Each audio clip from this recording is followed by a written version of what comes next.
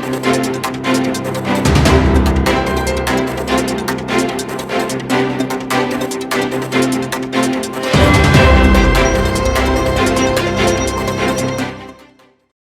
اللہ الرحمن الرحیم. ناظرین السلام علیکم، میں ہوں عامر بٹ اور آپ دیکھ رہے ہیں دی اوپینین. ناظرین، کل ہم نے ایک اہم خبر دی تھی آپ کو کہ پاکستان گلگت بلتستان کو عارضی صوبے کا درجہ دینے جا رہا ہے اور بھارت میں چیخیں نکلے گی، لیکن آج واقعی وہ چیخیں نظر نہیں آئی. بھارت نے ناظرین اس صوبہ کو عارضی صوبہ بننے کی حیثیت جو ہے اس کو مسترد کر دیا ہے، اور ان کی جو وزیر خارجہ کے ترجمان ہیں انوراگ نے کہا ہے کہ جموں کشمیر اور گلگت بلتستان سمیت لداخ جہاں پہ وہ چائنا سے کئی دفعہ مار کھا بھی چکے ہیں اور اپنا کتنا ایریا بھی گنوا چکے ہیں لداخ میں، کہ مرکزی خطہ جو اس کا جو مرکزی خطے ہیں اس کے 1947 میں جموں کشمیر کہ یونین آف انڈیا میں قانون مکمل اور اٹل ناقابل تسخیر شمولیت کے ذریعے ہندوستان کا لازم حصہ ہے، یہ ان کا کہنا ہے. دوسری طرف ایک اخبار میں انہوں نے کہا کہ بھارت نے گلگت بلتستان سے پاکستان کی حیثیت کو مسترد کر دیا، اور ان کا کہنا ہے کہ اس کے پاس کوئی لوکیسی نہیں ہے.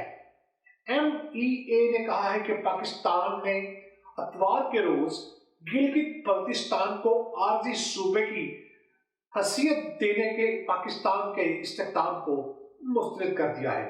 وزارت خارجہ کے ترجمان انوراگ نے ایک سخت لفظی جواب میں کہا ہے کہ نام نہاد گلگت بلتستان کا علاقہ ہندوستان کا اٹوٹ آنگن ہے.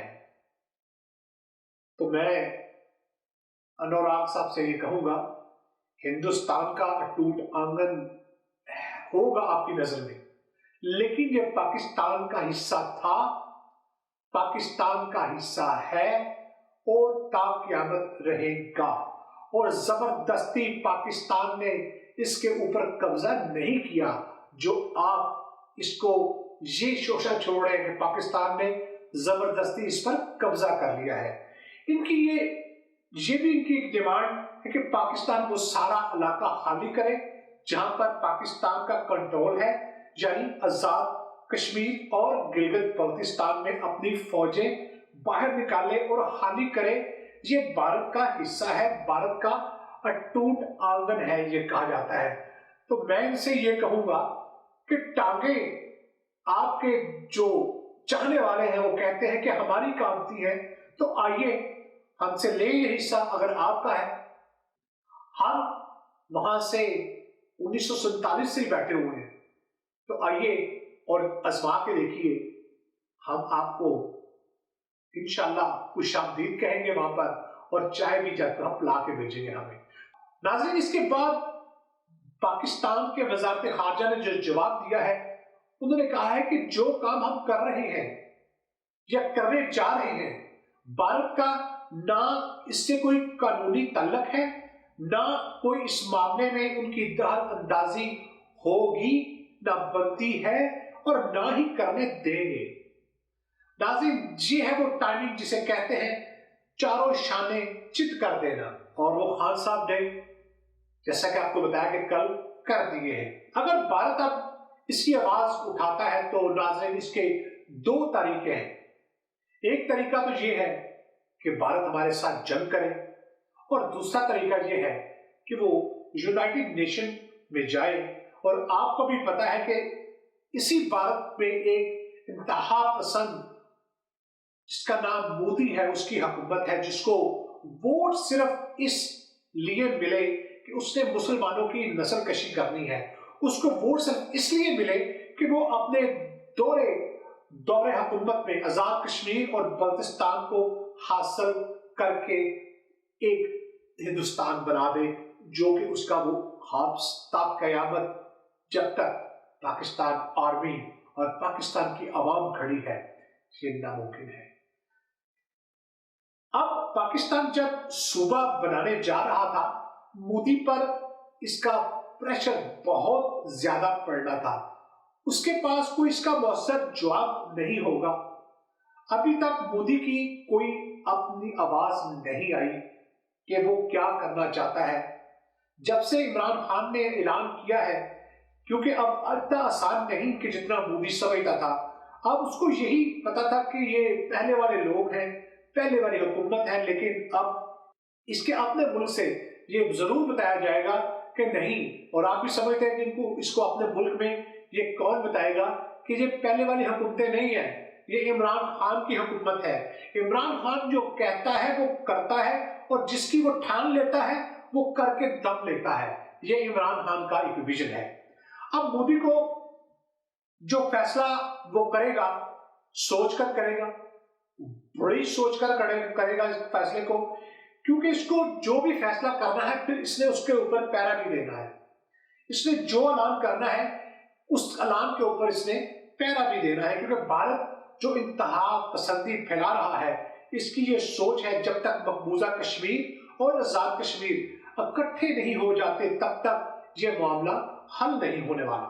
ناظرین، یہ ہے بھارت کی وہ سوچ جنہوں نے ہر طرف شر پسندی پھیلائی ہے. 80 لاکھ سے زائد مسلمانوں کو، لوگوں کو انہوں نے بند کر کے رکھ دیا ہے. آپ کے پاس باہر سے جو ان کے پاس فارن ریزرو آتے تھے، ان کے پاس جو فارنر اس کشمیر کو، خوبصورت وادی کو دیکھنے آتے تھے، وہ بھی نہیں آ سکتے. انہوں نے کشمیر میں جو کرفیو لگایا ہے، یہ صرف اور صرف کشمیری مسلمانوں پر ظلم نہیں. ان کو یہ بھی نہیں پتا کہ اس کا جو انڈیا ہے وہ اس کو کتنی، اس کی جو اماؤنٹ ہے وہ پے کرنی پڑ رہی ہے. ان کی فارنز جو ان کے اثاثے ہیں وہ رک چکے ہیں. جو لوگ فارن سے وہاں پر وزٹ کرنے آتے تھے، ان کی اپنی فلم انڈسٹری وہاں پر فلمیں بناتے تھے. اب وہ جتنا بھی اس کا سورس آف انکم کشمیر کے ذریعے ان کے بجٹ میں آتا تھا، وہ سارا اب بند ہو چکا ہے. آپ نے صرف کشمیریوں کو بند نہیں کیا، اللہ نے آپ کی سورس آف جو انکم ہے وہ بھی بند کر دی ہے، جو آپ کشمیر سے کماتے تھے. نہ تو ناظرین وہاں پر یونائیٹڈ نیشن اور یورپین یونین کے لوگ وہاں جا سکتے ہیں. اس کی وجہ یہ ہے کہ وہ نہیں چاہتے، انڈیا والے یہ نہیں چاہتے کہ ان کا مکرو چہرہ جو ہے ان کے سامنے نہ آئے. بہرحال یہ چہرہ یونائیٹڈ نیشن کے سامنے بھی ہے، یورپین یونین کے سامنے بھی ہے. فوٹیج موجود ہیں، ویڈیوز موجود ہیں کہ یہ کشمیر میں کیسے کیسے مظالم ڈھا رہے ہیں. اب پاکستان انڈیا کو ان راستوں پر لے کے جا رہا ہے. ہم نے پچھلے سال فیبری میں ان کو جو گھس کر مارا، یہ ابھی وہ زخم نہیں بھولے، اور عمران خان نے ایک اور گہرا زخم دے دیا ہے ان کو. ہم جنگ چاہتے تو ہم جب ابھینندن کو ہم نے واپس کیا اور اس کے بعد جو رسپانس دیا، اس میں ہم چاہتے تو ان کے چیف آف آرمی سٹاف کو اڑا دیتے. لیکن ہم نے نہ صرف ان کو بتایا کہ ہم جاگ رہے ہیں، ہم نے ان کو وہ کچھ کر دکھایا جس کا یہ سوچ بھی نہیں سکتے تھے. انڈیا سن لے، مودی سن لے، ٹانگیں کس کی کانپ رہی ہے اور کس کی کانپی ہے یہ آپ کو بخوبی سے پتا ہے. تم نے 3 مزائل جو ہے داغنے کی کوشش کی، ہم جاگ رہے تھے. ہم نے تمہیں جواب دیا، تم 3 داغو گے، ہم تمہیں 9 بھیجیں گے. تم 9 بھیجو گے، ہم تمہیں 18 بھیجیں گے. لیکن مودی تم بالکل گھبرا گئے، تمہاری ٹانگیں کانپی، اور اس طرح کی کانپی کہ تم اپنے حواس کھو بیٹھے. مودی یہ پاکستان ہے، پاکستان کا بچہ پاک فوج سے محبت کرتا ہے. ہم تو پیدا ہوتے ہیں تو بتایا جاتا ہے کہ دین کی اور ملک کی حفاظت کیسے کرنی ہے، لیکن ہم نے عقل مندی کا مظاہرہ کیا اور ہم نے جنگ کی طرف جانے سے ہم نے آپ کو روکا، کیونکہ آپ نے کوئی کسر نہ چھوڑی جنگ کرنے کی. لیکن ہم نے آپ کو جنگ کی طرف جانے سے روکا، کیونکہ جنگ ان مصلحتوں کا حل نہیں ہے. اب ہم ایسے طریقے پر چل رہے ہیں جسے پنجابی میں کہتے ہیں ہنگ نہ لگے پھٹکری ते रंग भी चोखा आवे।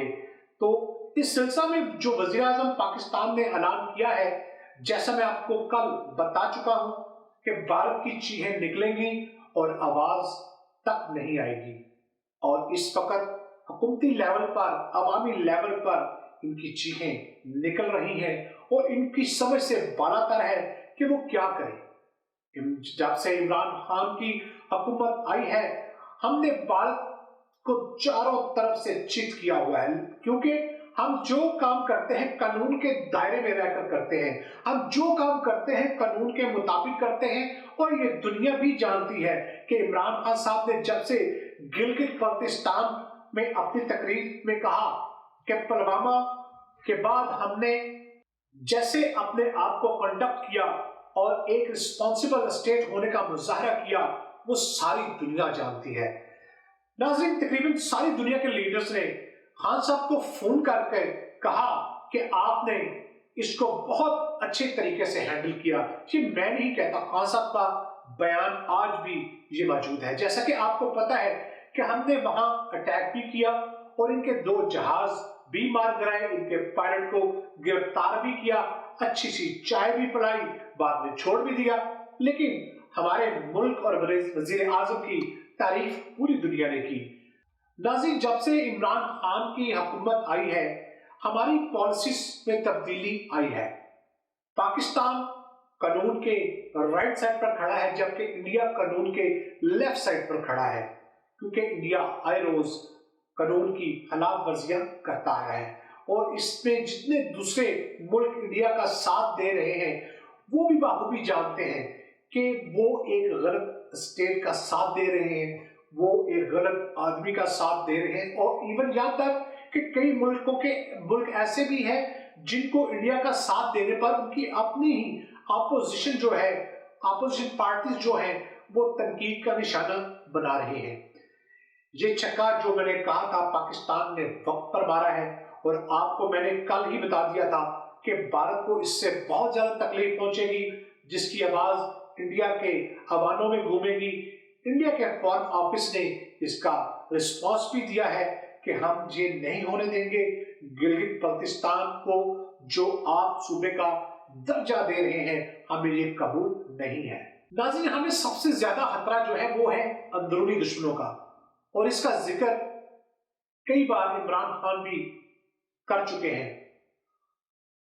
उनका कहना है कि मुसलमान कहां नाकाम होते थे, जहां जहां मीर जाफर और मीर सादिक और कभी मीर अय्याज सादिक जैसे लोग हैं जो भारत का फायदा कर रहे हैं, हमें इन लोगों से खतरा है। अब हम जिस जगह पर खड़े हैं, हमें मुहिब्बे वतन लोगों की जरूरत है। और नाज़रीन, ये मुहिब्बे वतन लोग हर पार्टी में मौजूद है। पाकिस्तान की कोई ऐसी पार्टी नहीं जिसमें मुहिब्बे वतन लोग नहीं है।